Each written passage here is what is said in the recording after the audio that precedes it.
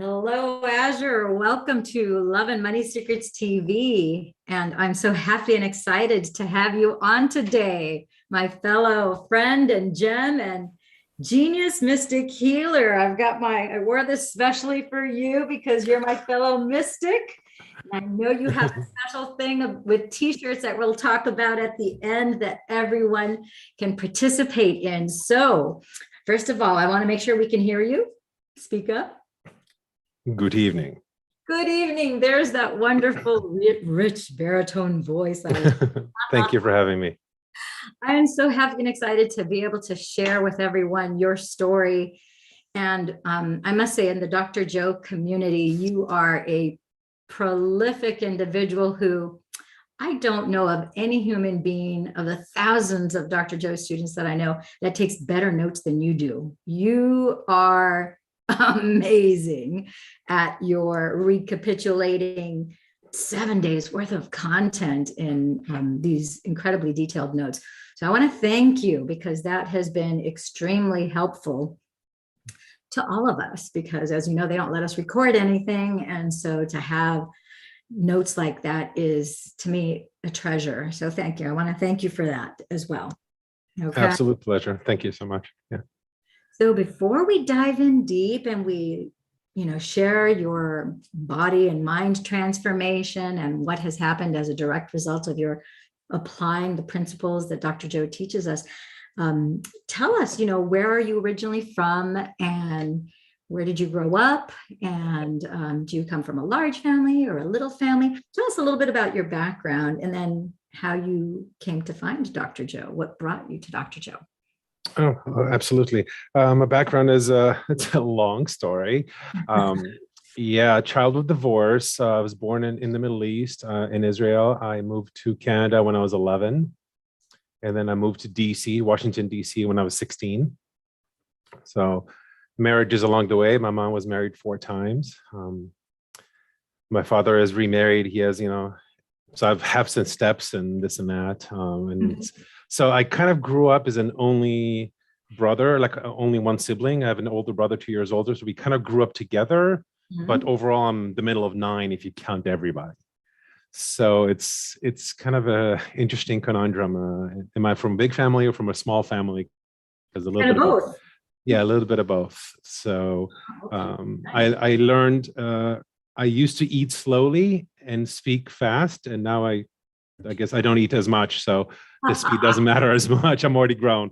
But yeah, so I do tend to speak faster than I realize. So I will try to slow down so people can understand me. You know what? I think that's okay. Just speak at whatever's comfortable for you because most people on YouTube know that you can make things either faster, listen to it at 1 1/4, 1 1/2, 1 3/4, or 2 times faster, or you make it slower. So just speak your normal. However, quick is fine. I prefer quicker because I can get more content in. Yeah, get it going. Those, who like it slower, then they can slow it down in the settings of YouTube. So don't worry about that. You're all fine. Okay, copy that. Change. You're perfect as you are. Thank you. It's like when I read my notes, I'm like, Patty only gave me 15 minutes and I have 25 minutes worth of notes. So I have to get going quickly. Yeah. So to answer your second part of your question, how I got into Dr. Joe's work, it started with, I know you're familiar with this, with The Secret. Mm-hmm. And I saw the movie and the Law of Attraction. And then I let it go for a while and actually read the book, The Law of Attraction. And then I took some notes, didn't really follow it up with any actual dedication to the work. And then I came back later and I said, I want to watch the movie again. And I watched it a second time a few years later.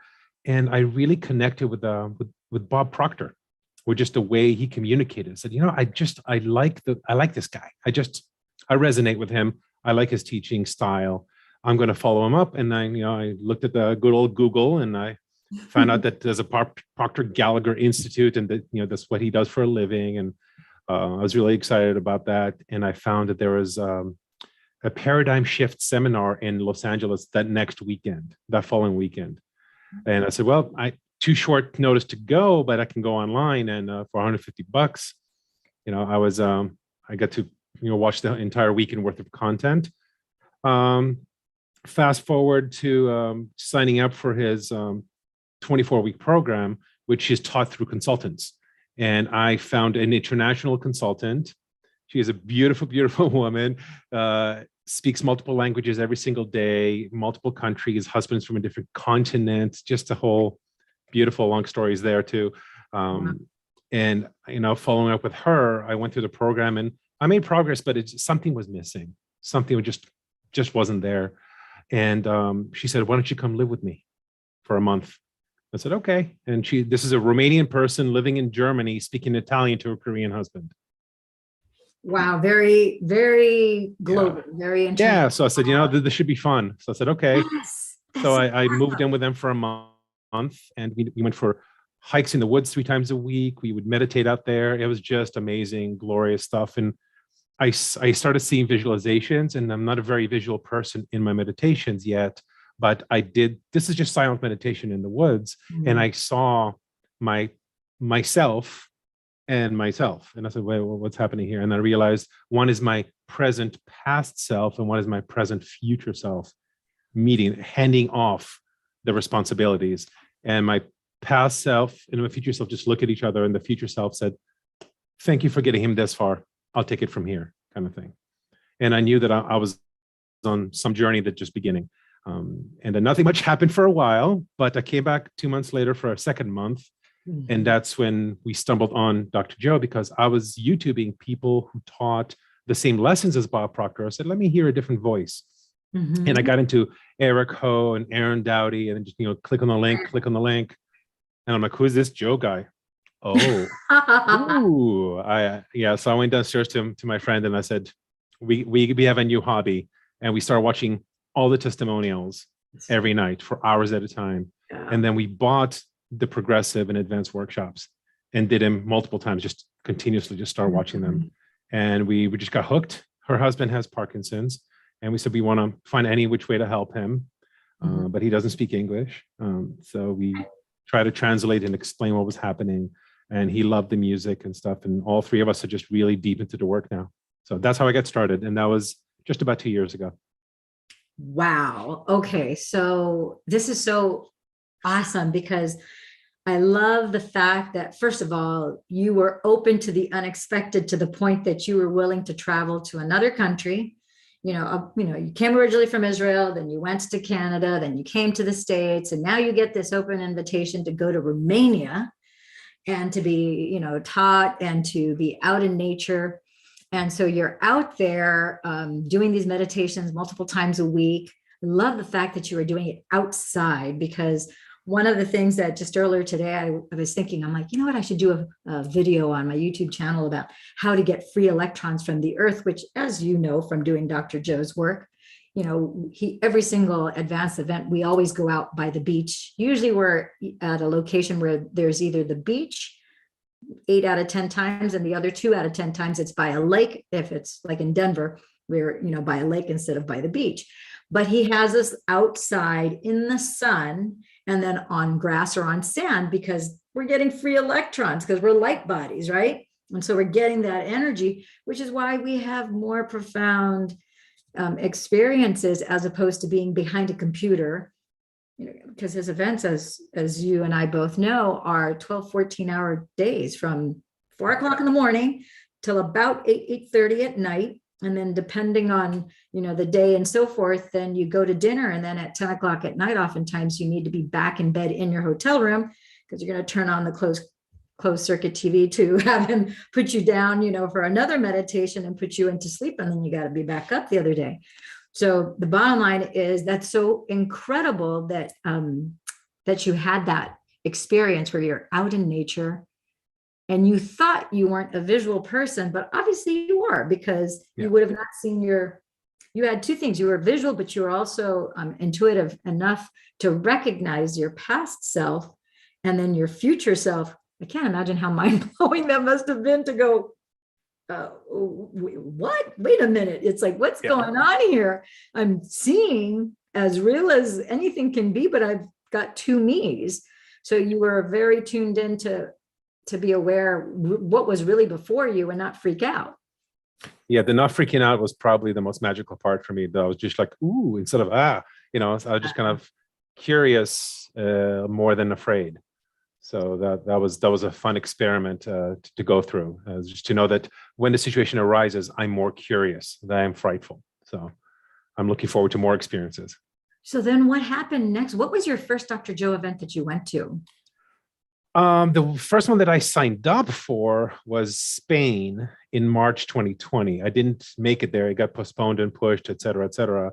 The reason why I'm even telling you that is because the one before that, Indian Wells, I was on the waiting list and I was driving cross country, making my sweet old time to get there. And then I saw a sign. And like I said, I'm not extremely intuitive. I try to be when I can, but I saw a sign and it's really hilarious. I don't know if I can show it to you on here, but it's on my Facebook profile page. But I saw a sign that was just so obvious that even I understood it. I don't know if you can see that. Yes, Azure turnaround. And the thing is, Azure is not a popular name in the States. So for in Texas? In Texas, even Texas? Also, in the country of Texas, to have it say Azure turnaround.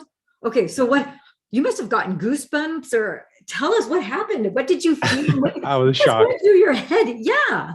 I was shocked. So I turned around. So to give you an idea, I live outside Washington, D.C. So I left Maryland, Southern Maryland at that point, and I drove through Raleigh, North Carolina. I drove to Atlanta for a month. I was in the Panhandle, Florida for 2 weeks, New Orleans for a week. I was on my way to San Antonio and I run into this sign and I was like, I need to listen to that sign. So I turned around and I just doubled back, went the whole way back. And I said, oh, okay. So guess I'm not ready. So this is so profound because so many people will go, oh, Azure turnaround, and they're like, oh, that's so cute. And then they'll keep going. And then something terrible happens. Okay. And no experience is wasted. It's like, okay, so you didn't pay attention to the sign, but in your case, luckily you did pay attention to the sign. Who knows? We'll never know. And thank God we'll never know what you averted because you were protected. It's pretty obvious. So luckily you don't give yourself enough credit because I think you're highly intuitive because you saw the sign, you recognized it, and you took immediate action. You didn't rationalize it, which I tell people all the time. When you rationalize something, you're rationing out a portion of lies, convincing yourself of something that's not true. And it's overthinking using the left brain. That's giant sign with my name on it in Texas. I have to listen. You have to listen. So you had enough foresight to go, yeah, I'm going to take this as a literal thing. I'm going to do a 360. I'm going to go back. I'm not going to keep on moving forward because the sign is pretty clear. Just like the movie Bruce Almighty, the signs were everywhere, but he was so dense. If you remember that film. I remember. Yeah. So what happened next, Azure? What happened next is when they came time to cancel the Spain retreat, I was offered to reapply those funds towards another retreat. I said, okay, fine, great. I figured I'll go to 3 retreats in my life and, one for me. And then once I'm fixed, I'll go one to give back and then like an extra one in the middle there somewhere. So I reapplied the funds and the first available was Marco Island in January 2021. And I booked that. So everything was great. And here's where it gets interesting. Booked that. A month or two goes by and suddenly I get an email for the webcast for Cancun in December 2020. And I said, oh, there's an earlier one? Because I need to go. I've been waiting to go for months. Yeah. For literally, I think 8 months at that point. So I was like, I need to go. I was signed up to that Marco Costa Brava, Spain. I was so bummed that it got. So what happened? I was excited. 2020. So I see, I'm like, there's an earlier one. So let me go and register for that one. And I got in. So now I'm registered for 2 of them. And then 2 days later, so this was Tuesday, now it's Thursday afternoon, Thursday morning, whatever. And I get another email, join us for the webcast from Marco Island in November. And I said, wait a minute, there's another earlier one? This is impossible. So apparently on Thursday, I find out there's one starting on this coming Sunday. And I said, what are the chances? And I go online and I click the button and I get in. And I was like, now I'm panicking. I'm like, I need to get a hotel. I need to get down there. And I just moved to Atlanta. So I was like, I map it out. I'm like, okay, it's a day drive. It's a long drive, 10, 11 hours. I can make it, no problem. And the website says, call the hotel to book a room. So I called the hotel and I said, sorry, this block of Dr. Joe rooms is Sold sold out. I said, yeah, that makes sense. That's all good. But I've been staying at a lot of hotels in the last few months. I have status with you. You're probably going to give me an upgrade to some fluffier pillows and softer towels.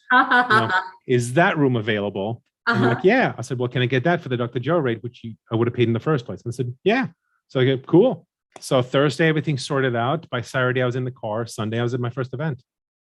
Yeah. Oh, music to my ears. Yeah. And I said, too many things lined up for this to be an accident. Too many things. Yeah. Yeah. Oh my gosh. So then what happened at that event? That event was traumatizing. That event, I did not realize. Yeah, that event was difficult. I didn't realize I had an ego problem because I've been doing the work. I've been doing the meditations. I've done the progressive workshop 5 times. And I really like the meditations and I'm feeling more and more connected. Well, I don't know what I'm supposed to feel. I think I'm connected. And I figured I will just show up and the room will sense the energy that I need and the room will fix me and I'll walk out of there, fly like a butterfly and just be all, warm and fuzzy. But that's not the way it works. So not quite the way it works. So my past came up and tested me and my body was pushing a lot of buttons and I had a really difficult time. I was very shy, very introverted, very antisocial. I basically only spoke to the one person next to me, who I'm still in touch with. And then day 2 came around and whoever was sitting next to me kept leaving and not coming back. And I felt that it was a problem with me. Then all those old programs started coming up. And then the 2 ladies in front of me felt that the needy child behind them is not doing well. And they kind of welcomed me into the group. And they really kind of embraced me. I say they saved my life emotionally. So they welcomed me. And basically, those are the 3 people I remember from that retreat. Later, people come up and like, oh, I saw you, Marco. And I was like, I don't remember that. So I only remember those 3 people. Yeah. Wow. Yeah. So this is so funny. Not that you were traumatized, because you said that it was a very traumatizing event for you, but the fact that you said that you became aware and that you realized that you had an ego problem, because that I think is a common experience with a lot of us when we go to a Dr. Joe event. We show up there and we have no idea that we have an ego problem, because the truth of the matter is everybody that shows up, I want to say probably 99% of the people that show up have an ego problem. It's just that we didn't realize it was an ego problem. And so the fact that you, that you languaged it that way, for anybody who's watching this, one of the things that I've been saying for a long time, but you know how you say things and then you learn them at a deeper level. And then as your consciousness expands, you're realizing, oh my gosh, this is so much more. I know I've been then saying, like love is the answer. The only reason why we came is to love, but to love unconditionally. And we've all heard of unconditional love before, but this is really like a 3D surround sound THX experience when you really understand and embody what it means to unconditionally love yourself and really put your ego in timeout, because the monkey brain ego and your brain, they've been the boss of you. They've been the chairman of the board and the other co-chairman of the board. And it's like the default programming. And all along we thought that we were them and we've been letting them run the roost. And it's not until, at least for me, it wasn't until I was at Dr. Joe's where I realized it's like, oh, wait a minute.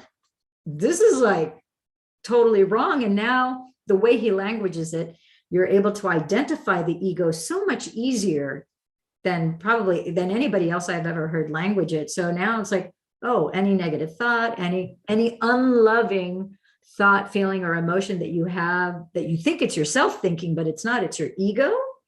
You're like, you just have to shut that up. So what was that like for you? Because that's the biggest struggle, I think, for all of us, is to first recognize the ego and go, oh, I thought my ego was me, and it's not. So tell us a little bit about how that unfolded for you. And, because it's 7 days, you're immersed thank goodness we retreat from our regular lives and we're in this energy bubble for 7 days, which is just so amazing. Well, the biggest takeaways were this. Number one, going there, obviously something wanted me to be there. Too many things aligned. It was not an accident that I was there. Number one. Number two, it allowed me, being there made me a quote unquote advanced student, which meant I was allowed to join coherence groups afterwards. And that's what really accelerated my growth after the event, because I couldn't fully understand what was happening during the event until afterwards. In retrospect and some reflection, I think Steve Jobs said something like, you can only connect the dots going backwards, not forward. So it was one of those things. I'm like, oh, okay, it makes more sense now, because a lot of this stuff I wasn't aware of. So gaining awareness is something that I've learned at every different retreat. I've been to quite a few retreats at this point, a lot, because I have to go. But I did learn that each one is different. Each one fills a different void for me, and my terminology and definition for the same words changes. Even Dr. Joe says his definition of surrender changes, and that they'll be worked into a couple of my stories later on. I know that that's what I'm here for. So it's built into that. You're really going to like that part, because the definition for the same word changed over time. So if I heard you right, you said that the first thing, you knew you were supposed to be there because things just magically fell into place and it just flowed for you, where it was impossible for anybody to have that many coincidences line up in such a short span of time. Yeah. And then you also said that the thing that helped you start to accept and to move into all these changes of yourself that you're choosing, Dr. Joe's not making us change. No one out there is making us change. We are there. And then you recognize that there's changes that we need to make in our persona, because we have to break the habit of being who we have been to become the person that we want to become. So we choose that change. And then the third thing you said was that surrender and letting go, that even Dr. Joe says that our definition of letting go and surrender even changes as you continue to grow. You start, just like I mentioned about the word love and unconditional love, you start to recognize as you move forward in this journey, that it becomes more 3D, and I wouldn't say that the definition changes, but your experience of it most definitely changes, and your understanding definitely expands to encompass more. And our awareness grows, we understand things differently in ways we couldn't understand before. Exactly. And that's where the notes started. The notes started for my second event, and each night I would go up to my room and I would type them up, but I just went on Facebook and just posted and said, hey, sending you love from Cancun, and here are my notes for today. And people were like, that's really cool. And I was like, all right, cool. And then one event later, Patty was like, hey, can you help me do the update? Because I wasn't at the event. I said, I'm a shy introvert, but not anymore. Okay. I'll pretend I'm not. Okay. A little Canadian there. Sorry. There you go. So yes, I just came out and did that. And then people at other events came up to me and said, that was so helpful to me. And I said, you won't believe it. It was helpful to me as well, because I took the notes. And by day 3, going back and reading notes from day 1, you're like, oh, I can't believe I already forgot this already. So reading them again and typing them up really helps me learn. So it reaffirms. Yeah. And it's funny. Well, not funny. I think it's interesting when I change the word to not funny, but to interesting, because I'm a neurosomatic practitioner. So I understand about how the 8 neurosomatic system of the body works. So all day long, you're hearing and experiencing the Dr. Joe event. Now you're going back to your room and you're actually reading, and now you're typing, reviewing, but you're actually using your left and your right hand side of your brain as you're typing with both hands. So you're integrating and learning it at a much deeper level, which is a tremendous benefit. Yeah. And so like on my channel, I tell people, it's like, if you're interested in Dr. Joe's work, you need to start with, I started with Becoming Supernatural. So I tell people, read the book, get the paperback and get the Kindle version, because you need both. And you're going to be highlighting the paperback, and you're going to be taking a black pen, and you're going to be make believe that Dr. Joe is talking to you, and you ask questions, make comments, whatever your ahas. It's like a conversation you're having with the book.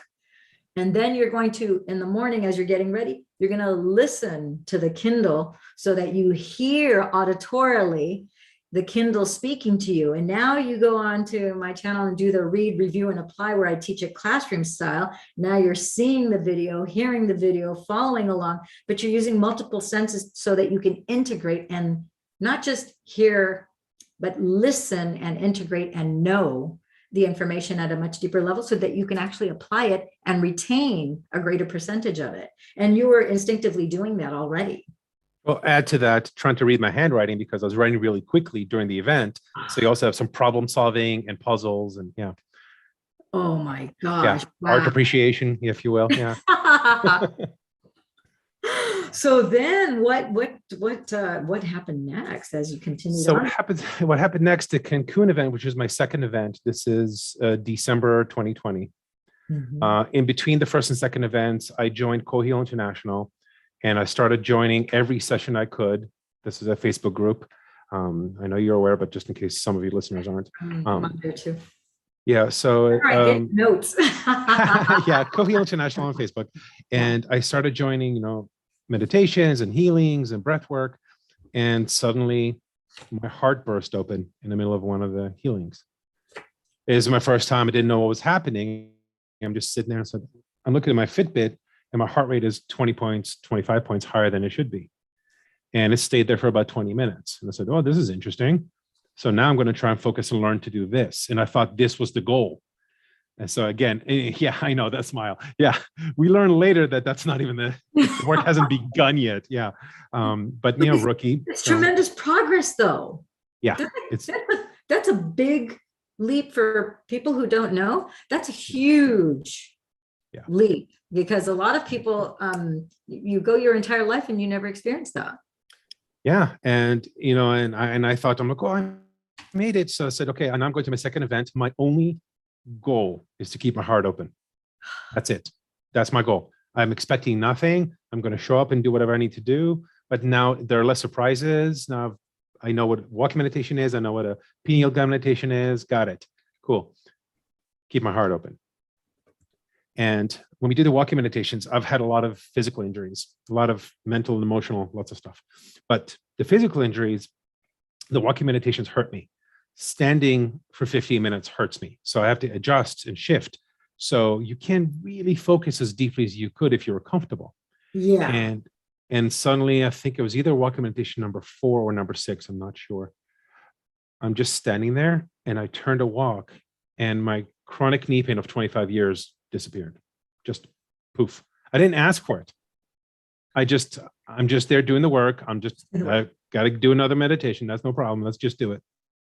Turned, knee pain was gone.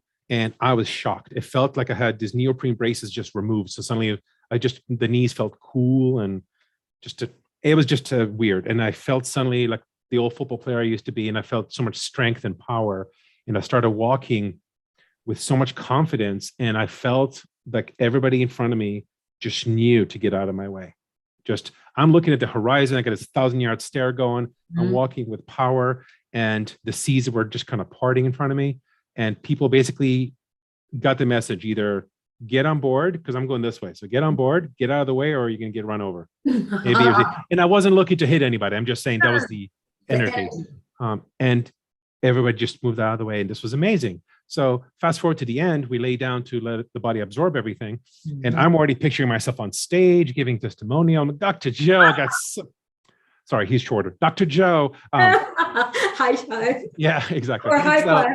So my joke was, I have so much to share with you. I'll use pictures. It'll be quicker that way. Here's a picture of my mother. She gave me my intellectual side and my curiosity and all this and all that. And here's a picture of my dad, who's a really funny guy, really loving, really caring. But as soon as I pictured him, the pain came back. Oh, really? I know. And I said, no, time out. No. Oh. I'm only welcoming my love for my father and not any memories of the past that might be painful. My heart belongs to me now. This belongs to me now. This is mine. And there is a scene, and I'll be polite about this, but there's a scene at the end of Good Will Hunting where they're talking about the foster father putting a wrench, a belt, and a stick in front of him saying, choose what I'm going to beat you with. And he chose the wrench because do your worst, baby, bring it on kind of thing. And I kind of said the same thing. I said, Dad, I got this. You know what I'm saying. I'm being polite here. But I said, Dad, I got this. And the minute I said that, the pain went away again and hasn't come back since. This was 24-hour a day, chronic knee pain. Gone. Hasn't come back. So this is fascinating. So you had this chronic knee pain. It was keeping you from literally taking a step forward in your life.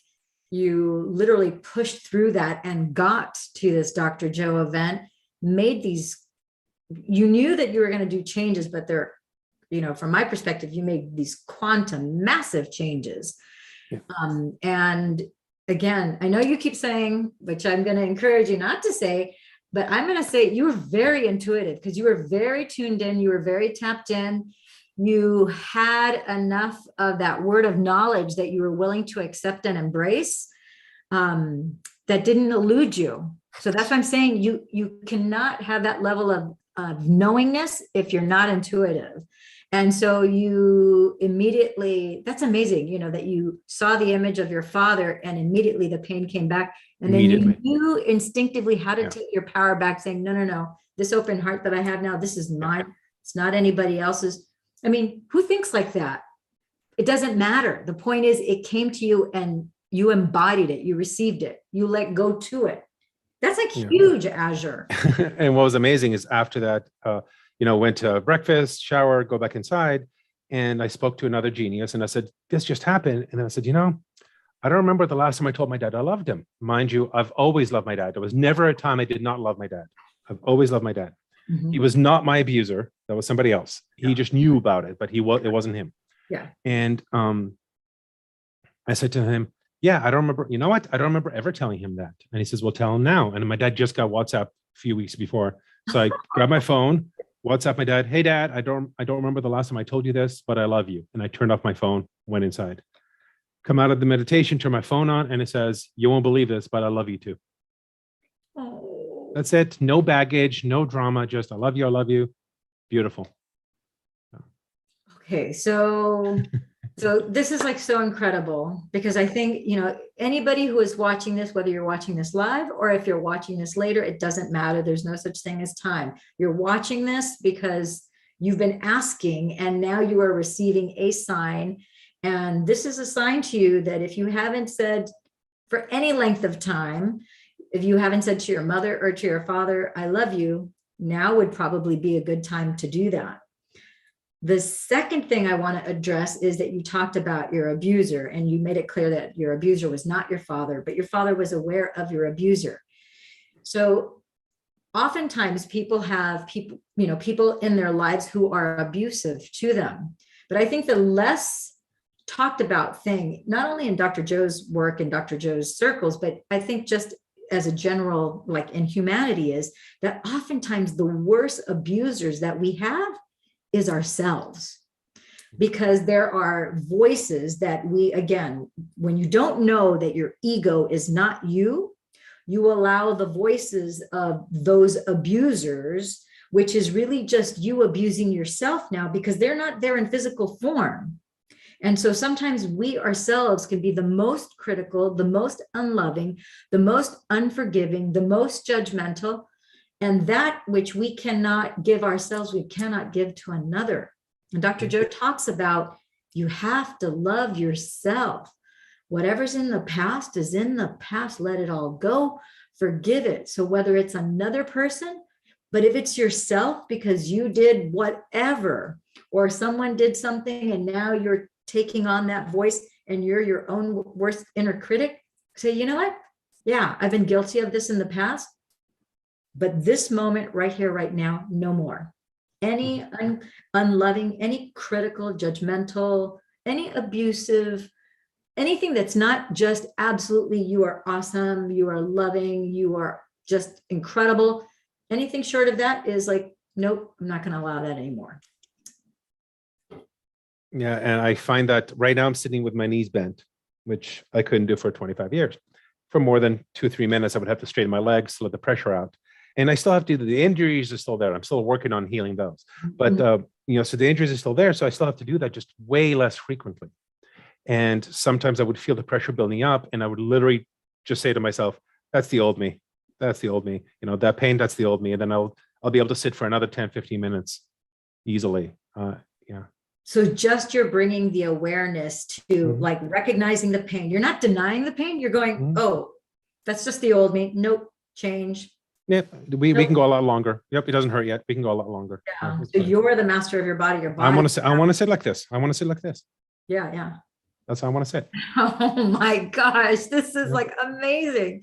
So, okay. So I know you've gone to like a bazillion Dr. Joe events. So as this started unfolding, I can't imagine, you must have been flying high as a kite at that Dr. Joe event when you realized that you had that walking meditation experience and the pain is actually gone for the first time in 25 years. It was unreal. Yeah. I jogged on the beach without knee braces. I have a giant bag, a carry-on bag that was just braces that I don't have anymore. It was literally a full-size carry-on bag, only braces. You literally had baggage, like literally physical. Oh my gosh. So now you let go of all that baggage. The pain is gone. Yeah. So then what else transformed? What else changed and transpired as you continued to you're literally taking a step forward and now jogging on the beach, running along. Yeah. So, I mean, it's not 100% everything is great, but it's so much improved. It's a lifestyle change. I'm much more active. I'm, watching my weight slowly come down. I'm not trying to do it overnight. I'm trying to have a healthy, weight loss. I also noticed that my step count with my Fitbit, my step count at retreats is way higher than at home. And that means my body is not used to the punishment it's going to receive at the retreat. So I try to pre-train before I retreat and get more steps per day. So my body's used to just more and more punishment. So it's not a foreign thing. So I'll get on the phone with people. I'll start pacing. I'll just walk in a circle around my house, wherever I am, just to get the steps in. I'll take the stairs a lot more up and down. But the biggest change happened after, or at least physical change happened after the Denver retreat, which we'll get to in a second. But emotionally and mentally, each retreat builds on the previous one. My body is in control and my mind is trying to take control back. And at the retreats is where my mind feels safe to have that fight. And my body gets terrified. My body's like, oh no, we're going to get a beating. And yeah, you will. And usually the morning of day two, my body tries to fight back. And it's the most difficult portion. One time it was day 5. I thought I was over it. And it came back on day 5, Turkey retreat. It happened 3-4 different times. My body just completely freaks out. Negative thoughts, negative feelings, worthlessness, suicidal thoughts, just unbelievable creativity in those thoughts. Kudos to my mind for the creativity it came up with. But yeah. Because your ego it recognizes like, okay, we need to be more sly. We need to be stronger because he's onto us. Like there's certain things that are too obvious. So then it has to be, in order for it to still hold you back, it needs to be more creative using doubt, worry, which fear is too obvious because you're onto fear. Fear is like, okay, if I'm afraid, but if you're now into worry, if you're doubting, and it's like, oh, let's go under his ribs with, unworthiness, because that's not so obvious, right? And it's kind of like a slow, like, you've heard of the analogy of you put a frog in water and you slowly raise the temperature. Yeah. So then you don't realize at first that it's a feeling of unworthiness until it gets to a certain point where it's starting to get hot and you're like, ow, ow, ow. But it was like, it's not like a fear that grips you. Yeah. So when you finally realize it's like, oh, wow, I'm worrying. Why am I worrying? I should know better. It's like, wait a minute. So I really, because you're so, in my opinion, you're so masterful at this whole process and you have such a commitment to the work and you've been to so many of the events and you've, overcome so much. I really want to peel back, especially to the men that are listening to this, because it's not easy. I think for women, because we're more in touch with our feelings, more in touch with our bodies. I think it's easier for women to put their left brain at bay, as even though a lot of women, especially if you're in the business world, you're operating more on your male side and you're testosterone driven and competing and fixing. But I think because men are men, the way they're biologically wired, I think it's harder for men to open their hearts, and it's harder for them to even put themselves in a situation where you're choosing to open your heart.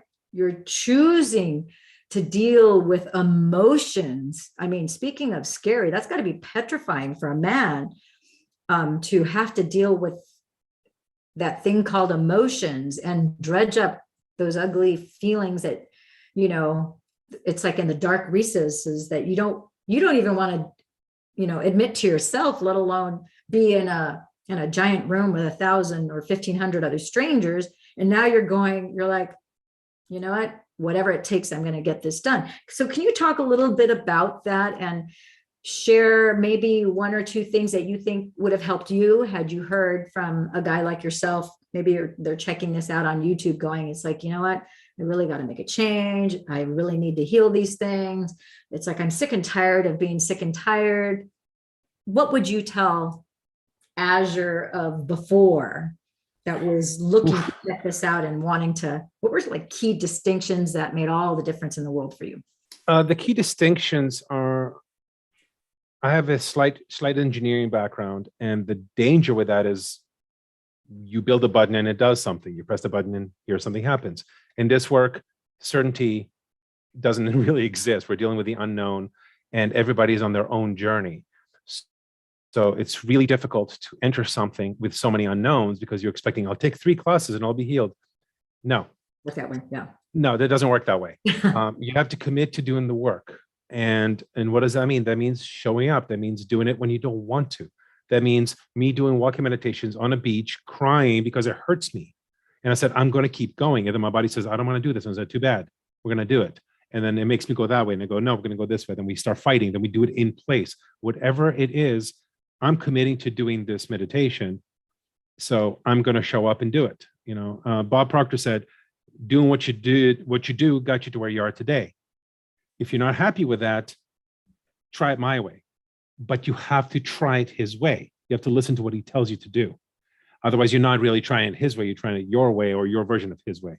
So for you to try it his way, listen to what Dr. Joe says. If you're listening to Dr. Joe for the next 3 months, then listen to Dr. Joe for the next 3 months. You know, so don't just pick and choose what's comfortable. Just show up, make a commitment and say, I'm going to do, and you don't have to overdo it. You don't have to say, I'm going to do 3 meditations a day for the next 365. No, you can say, I'm going to do 3 times a week for the next month. Okay, but do it. Have every intention to do it. Have a accountability partner, have a journal, have something. You know, I have my little Dr. Joe book. You know, this is, you know, we got this one of the events. I have all my notes are in there, you know, so I keep that.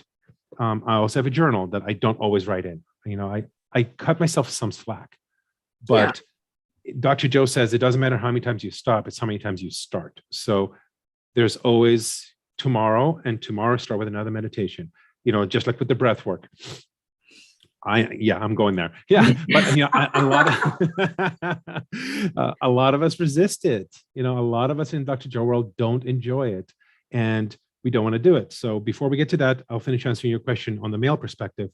Yeah. Not growing up with a father in the house. My parents were divorced since I was 2. I don't remember them being together. And my mom remarried a bunch of times, but I didn't live with a strong male presence in the house. So I didn't have this ego and machismo, and, you know, but I was on athletic teams. So you get plenty of that there. You get plenty of competitiveness and, you know, emotional reaction, especially in football and basketball. You are taught to build up your energy and your emotions before the game and bring it on the field. And play with a lot of emotion. And then the whistle blows and you have to stop and be a normal human being, you know? So you had to find the players that play that way. And that's really tough because it's organized rage, if you will, which is not necessarily the best. And then you go to Dr. Joe work and you go to the events, and it's easily 60% women, if not 70 to 80%, depending on the event. But, you know, it's easily skewed. And you're asked to open your heart and be vulnerable. And as men, we're taught not to be vulnerable. Don't show weakness. Show strength. Be dominant. Flex on, you know, I'm stronger than you. I'm bigger than you. I'm taller than you. You know, my dad is bigger than your dad. You know, that kind of stuff. All this machismo and competitiveness. And you have to let that go. And that's part of, you need to realize that's part of your ego. And what's on the other side is so beautiful you can't even imagine yet. You just don't have the capacity to imagine how fulfilling it is on the other side.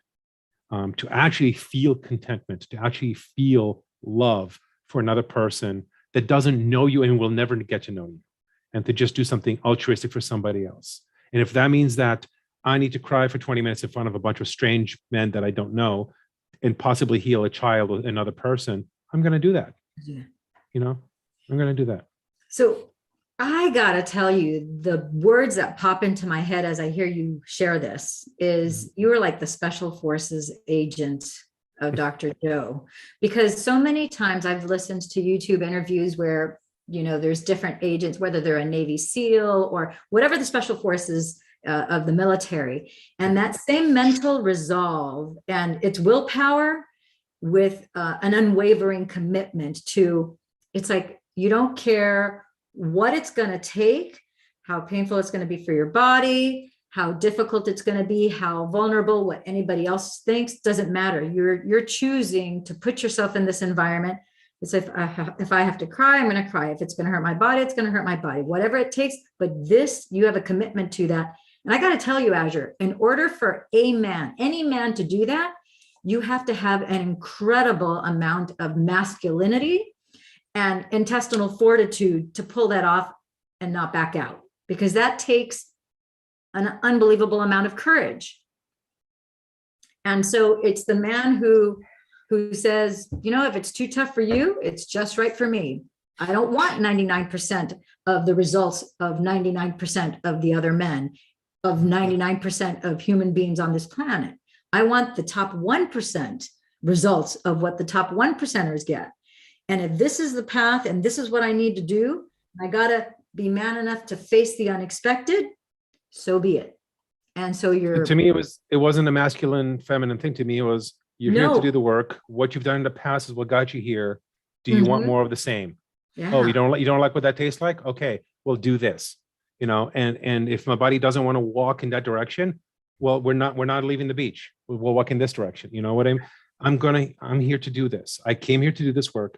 And I ran into some friends yet again in Cancun. I was there 3 times.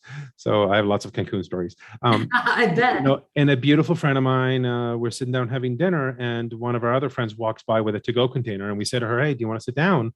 And she kind of hesitated. And I said, sweetie, you're not here for me. You're here for you. Mm-hmm. You know what I mean? You're not here to please me. Mm-hmm. If you want to sit down, join us. If you're doing something, go do something. Mm-hmm. And she went on her way. And the next day she said, thank you for that. I didn't realize that's what I was going through, that was the conundrum she was going through at the moment. And she felt the guilt because she was invited to come sit, but she didn't want to. She wanted to go to bed. Not here for me. Yeah. But it's hard socially when there's, oh, I know this person. Yeah. No, it's okay. We all have a story. We all have a reason for being there. You know, just like when I see the Heelys, all of them are connected to me somehow. It's like 6 degrees of Kevin Bacon. You know, they're all connected somehow. They know somebody who knows somebody who's in this work. So all the Heelys are connected to me within 3 hops, I would say, 3 to 4 hops. Yeah. You know, so I was blessed enough to become a host for the Coherence group, and we did a healing on a little girl on a Saturday, and then the very next day, her parents put her in for an emergency healing, and I felt bad, and I was like, but we worked on her so well in the beautiful session on Saturday. Then I said, that's your ego again. Because after the Sunday session, she was better. And if I told you in 2 sessions, you'll heal this kid, what would your ego say? My ego would say, let's do it 200 times if we need to. You know? Yeah, yeah. So it's just catching yourself, realizing that what you think is a normal comment is actually an ego comment. It's hard to do, but you get better and better at it the more you do it. You get better at recognizing it quicker, so that then you can put it at bay and say, no. Yeah.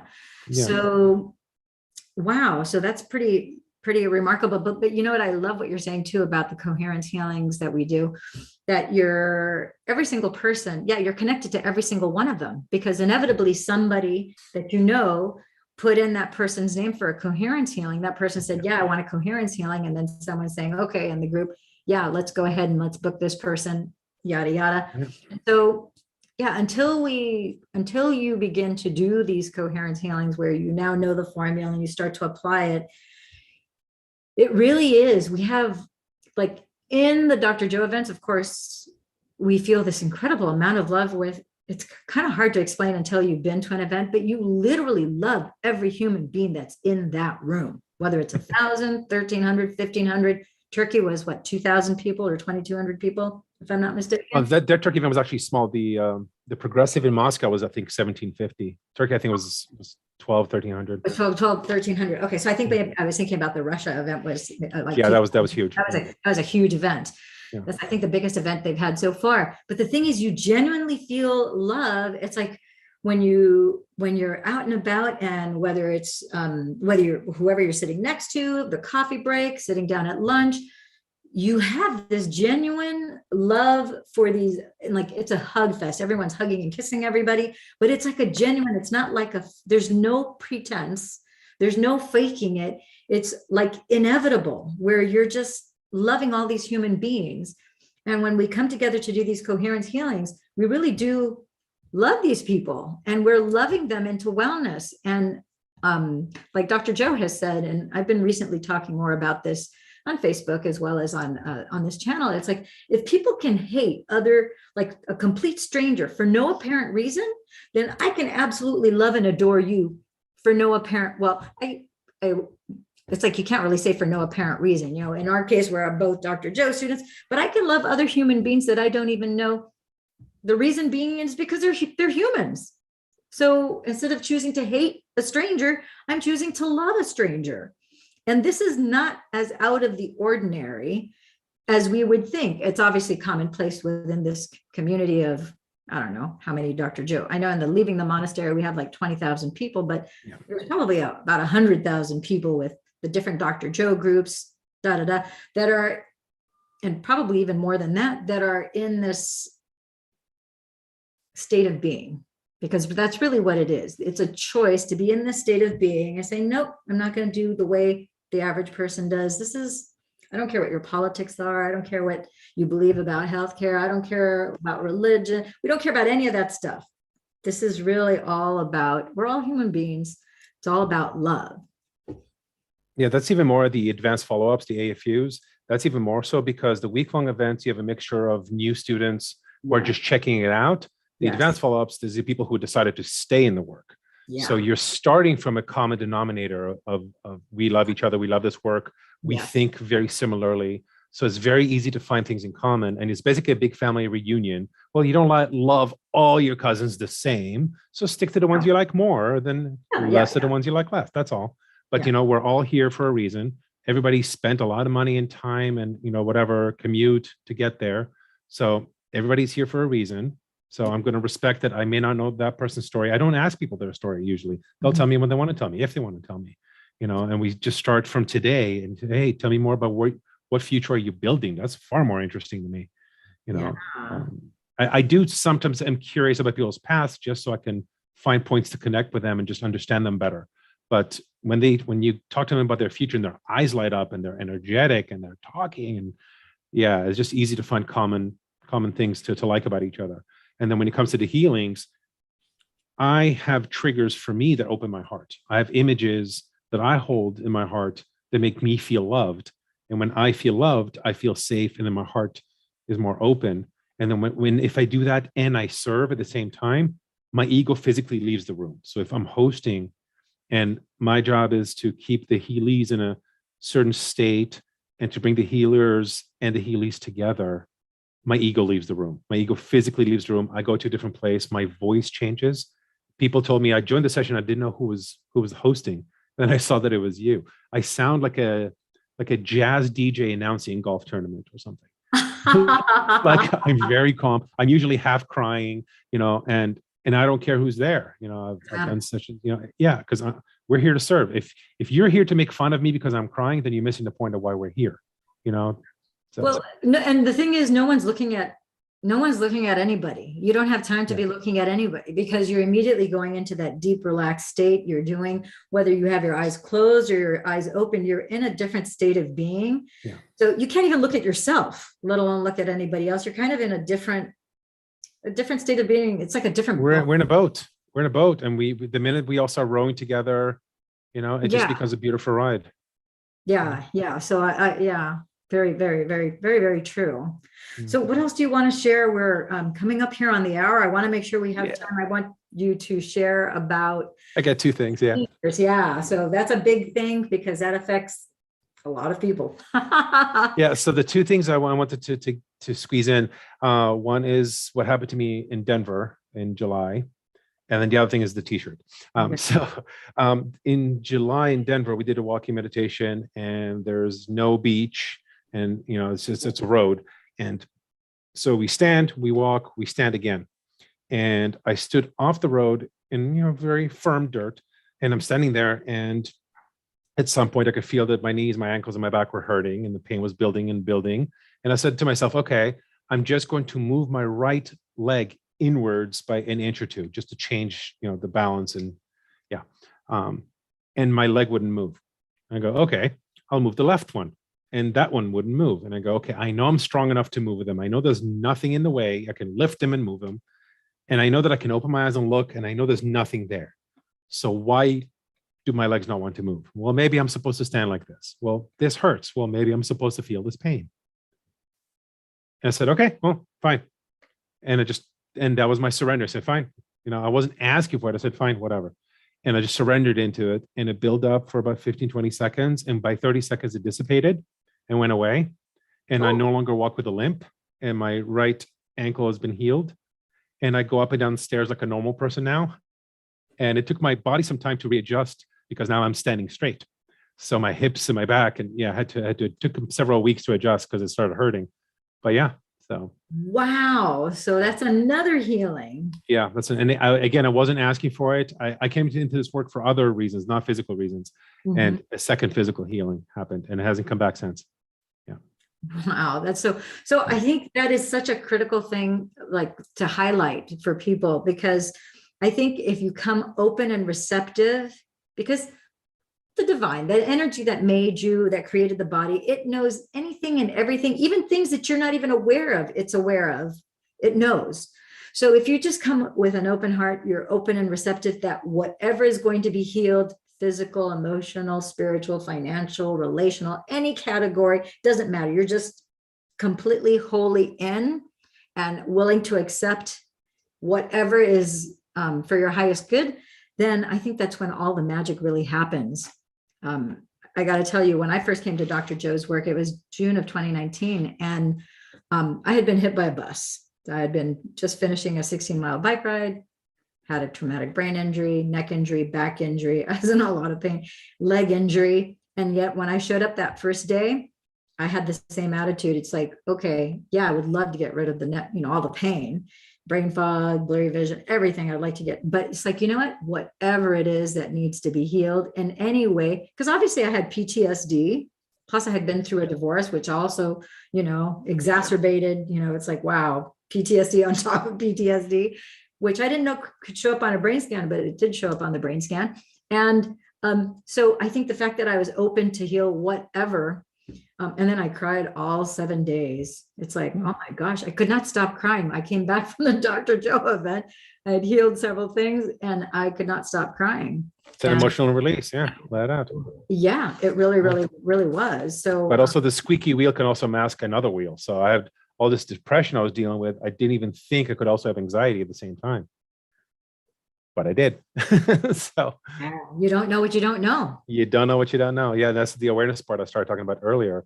But I'll cover the t-shirt really quick so we can get that out of the way, just in case you can have to cut me off soon. So while I was in Turkey, the gentleman who did a testimonial on stage, his name was Ravi, and Dr. Joe called him Ravioli. And I heard about that. Yeah. And so I highly recommend everybody find it on YouTube. Just put Dispenza testimonial Ravi, you'll find him. But long story short, Ravi read his book. He was in the hospital for a bunch of different things. One of them, inoperable tumor behind his nose. Read the book, started doing the breath that Dr. Joe describes in the book. There are multiple breaths we've learned, but the breath is the main one. And he did it for 3 days straight. He said, all I did was eat, sleep, bathroom, breath. And Sometime on the third day, blew his nose. He had blood coming out of his nose. A 5-inch lining of his nasal cavity came out with the inoperable tumor. Oh my goodness. And I turned to the beautiful lady next to me, who is a 72-year-old grandmother. And I said to her, what did you learn from this? And she turns to me and she goes, do the effing breath, you know? and I was like, so unexpected coming from her. And we just started joking and laughing and saying to each other. And we sat next to each other 3 or 4 days out of that week. And every time she saw me, she would whisper that to me. Do the effing breath. Do the breath. So we're talking about neurons. What'd you learn? Do the breath. Hey, good morning. Do the breath. Good morning. You know, so I said, this needs to be on a t-shirt. And I made them and I brought them to Denver and I just handed them out. And I guess we needed more because more people want them. So I said, okay. And I linked it to Give to Give. So the proceeds go to them. It is not a fundraiser. I'm not trying to sell more shirts. It's shirts for anybody who wants them to use as motivation to remember to keep doing the work. And if you want to buy one, then the proceeds will go to them. So if you want to donate, just please go to them directly and donate. I'm not trying to use their name to sell more shirts.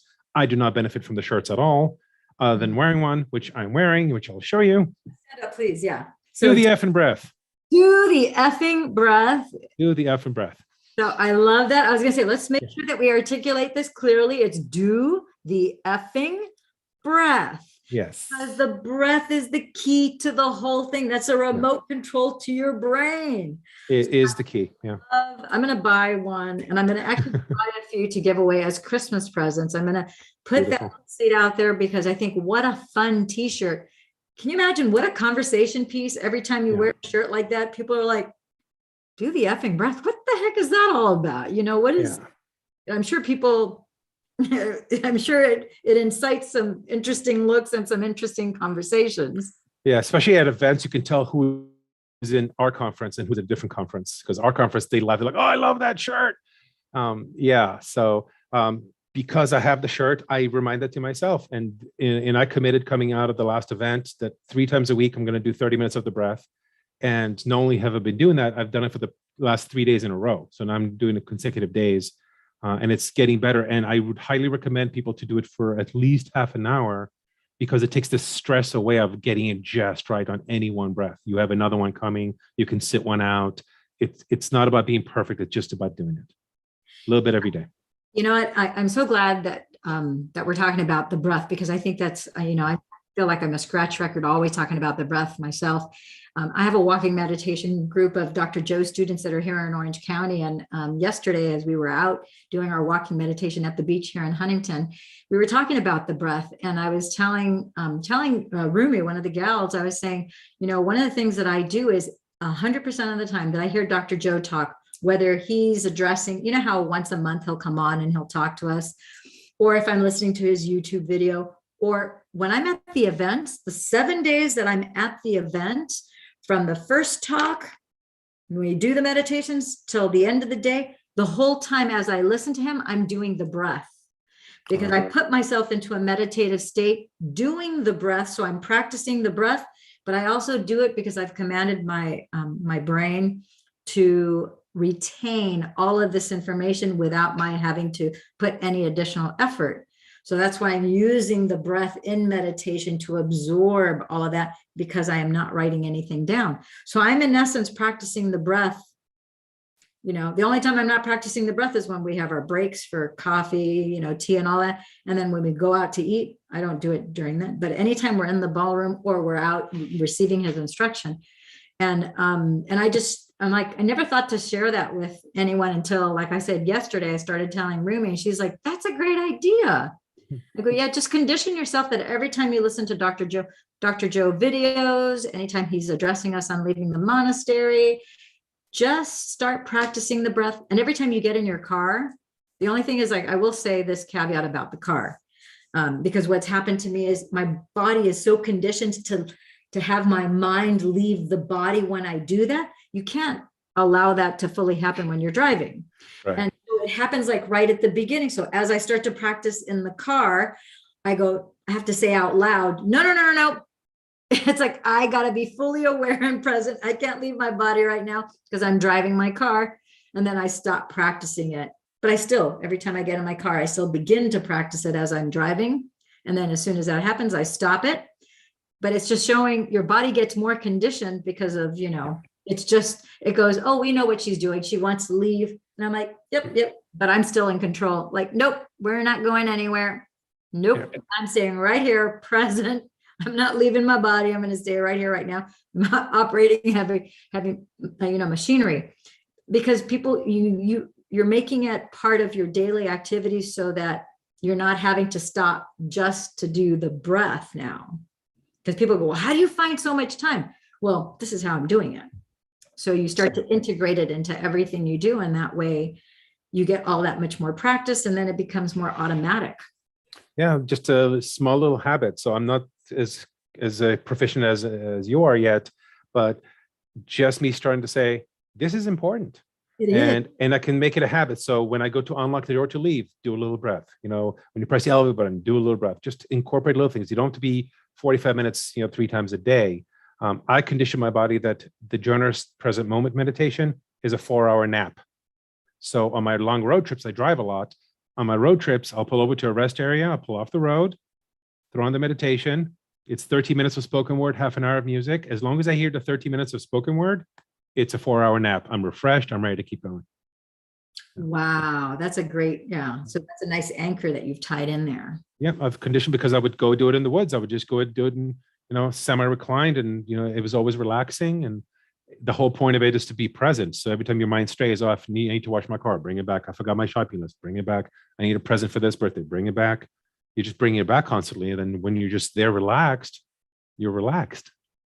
It's really restful. Yeah. Wow. Azure, where can people get in touch with you so that they can get the effing t-shirt about the effing breath? I can send you the link and you can post it in the comments, in the information. Absolutely. They're available for people who want them for themselves. Proceeds will go to give directly. I don't touch any of the money. If you just want to give him money, please. I'll send you the link for sure. It's only for sale for another 2.5 weeks. It's a 4-week thing. And then we'll probably do it again in a few months, but that's what the website allows us to do. Domestic shipping, I think, is like $6 or something. Okay. And how long, just to give us an idea, in the United States, how long does it take to get the shirts? That I am not sure. It should only be a few days. I can shorten it if you're trying to get it by Christmas. I don't think it's supposed to be. But what they're trying to do is they're trying to batch make them. So they're trying to get all the orders in, I think, by in 3 weeks, 2.5 weeks, and then they'll make them all. And then they either ship them directly to you or they'll ship them to me. So if anybody's going to one of the next, not this Cancun, but the Marco Island. Oh, okay. Marco Island or January Cancun. I could possibly bring it to them. I'm thinking about going to the Marco Island, definitely going to the Cancun January 31st, and neither Marco or Cancun January 31st to the 6th of February. It's not available yet for us to register, but it will be soon. Soon, yeah, it should be soon. Okay. So fantastic. So I want to encourage people to go ahead and contact Azure. I'm going to put his information in the description. I'll also put your Facebook page so that people can, tap into your network. Anybody who wants to join whether they want to join the Coherence Healing, if you're a Dr. Joe student, or if you want to, receive one. Yeah, if you want to receive a Coherence, you don't have to be a Dr. Joe student to receive a Coherence Healing. Anybody is eligible for a Coherence Healing. Coherence Healings are free. It's something that it's like your divine birthright. So all you have to do is ask, and then it's a matter of we need more Dr. Joe advanced students to do these Coherence Healings, because we don't have enough people doing them. So the word is getting out. Word is getting out. The word is getting out. So if you want a Coherence Healing, just put a comment in the thing below. We'll be putting, both Azure's contact information so you can reach him through CoHeal International on Facebook. And if you're interested in a t-shirt, which I say you should buy 2, 3 or more, because Christmas is around the corner, and know that the money is going for a great cause. And it's a fun t-shirt that is going to give you joy, and people are going to stop you going, hey, what's that all about? Where'd you get that? But the key is, I want one too. You're going to be in a better place if you just do the breath. And if you just do the effing breath, bro. So Thank you for sharing, Azure. And Thank you for having me. that you listened to the sign, you turned around, Yeah. and you're here right now because you paid attention to the signs, the symbols, and the synchronicity that the divine has for you. So you're my friend, my gem, my fellow mystic healer. And I look forward to seeing you at the next Dr. Joe event. Yes, I will see you there. Much love to you. Thank you so much. Much love to you too. Mwah. Good night.